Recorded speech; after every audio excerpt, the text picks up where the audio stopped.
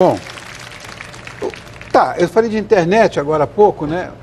O que fazer com essa chegada dessa tecnologia, da internet? O que é fazer arte hoje? Que virou uma coisa...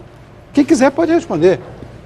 Não, rapaz, eu estou tão feliz porque hoje eu posso ficar silencioso, que eu também estou amando o que o Luciano está conversando com a... Não, perdão, isso não é frescura. Eu estou amando porque eu posso ficar silencioso.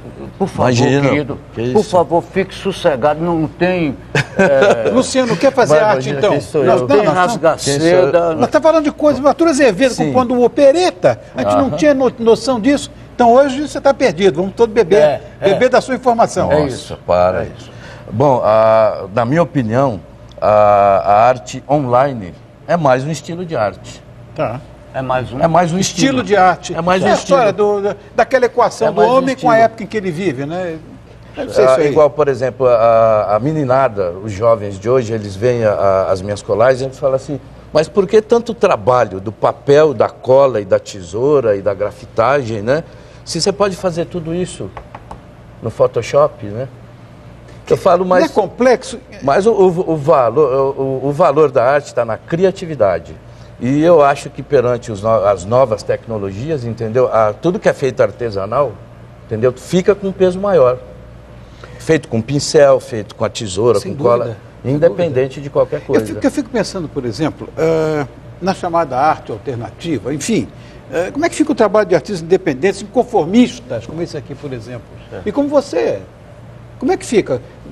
Passa para o Photoshop? Socorro! Não, absolutamente. Eu continuo no meu trabalho artesanal, eu continuo pintando e continuo fazendo colagens. Aqui em São Paulo, nós temos a Galeria Choque Cultural, né, que é um único local, é um templo da pop art, que pega o país inteiro, os artistas do país inteiro, do estrangeiro, entendeu?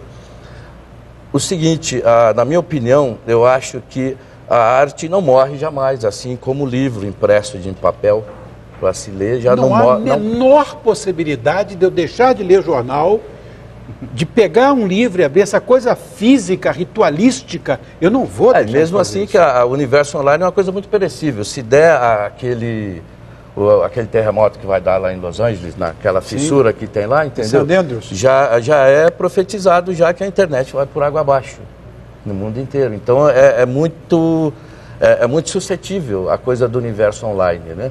O que eu acho produtivo, assim, que eu gosto muito da internet, eu navego para danar, porque acrescenta, né, conhecimentos. Sem dúvida.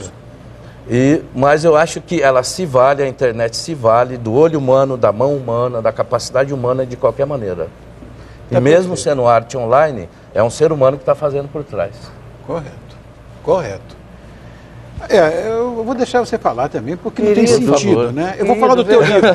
Veja bem, nós estamos numa situação em que eu fico a cavaleiro, porque você, como pessoa que faz o meio-campo, você ainda tem que dizer 2 ou 3 palavras, eu não preciso dizer nada, eu estou tão contente com o que eu estou ouvindo.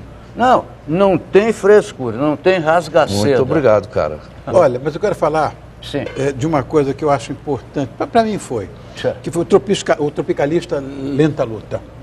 Você se lembra disso? Sim, muito perfeitamente. Bem. Você fala principalmente, se eu não me engano, sobre a sua criação musical, não se preocupe, que foi influenciado pela sua cidade natal, sim. E por um lado, e do outro lado, extrema modernidade.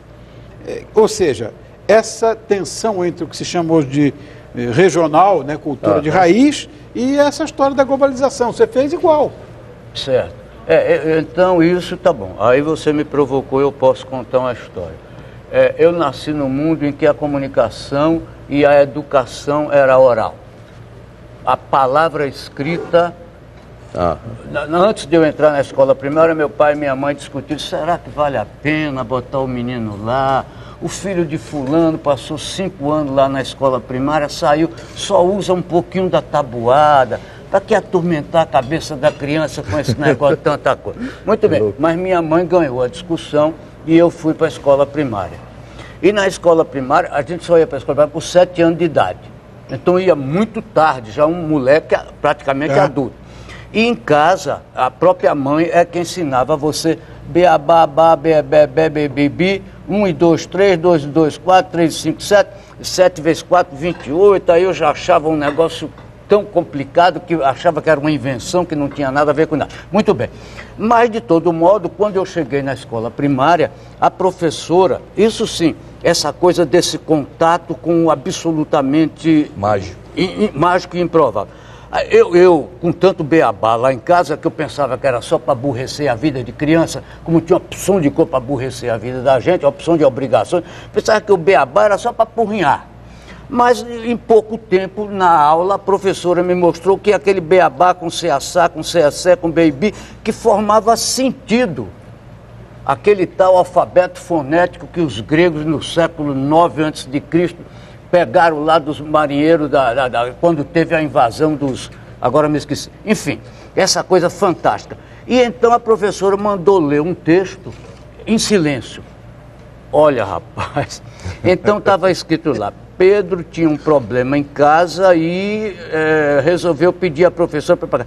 Eu falei, será que todo mundo aqui em volta de mim está entendendo o que eu estou lendo aqui com tal exatidão, em silêncio, né?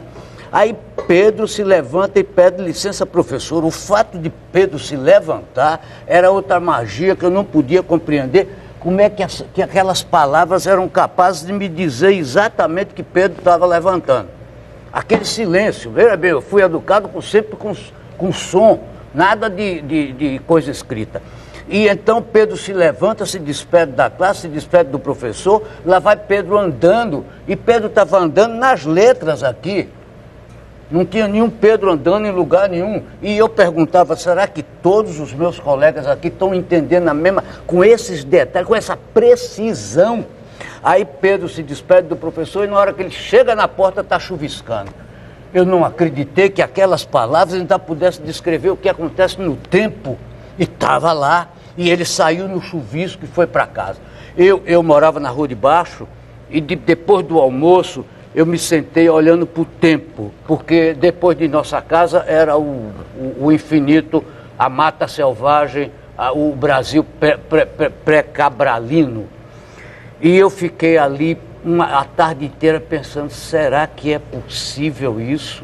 Que aqueles sinaizinhos informem tanta coisa, e que todo mundo no mundo entende do mesmo jeito. Eu fui criado com abismos e coisas abismais dessa natureza. Isso foi em 1940. Eu fui para a escola primária em 42. Quando terminou a guerra terminou em 8 de maio de 1945, foi o dia mais feliz da minha vida, porque a gente tinha medo da guerra. Mas fomos ficar numa história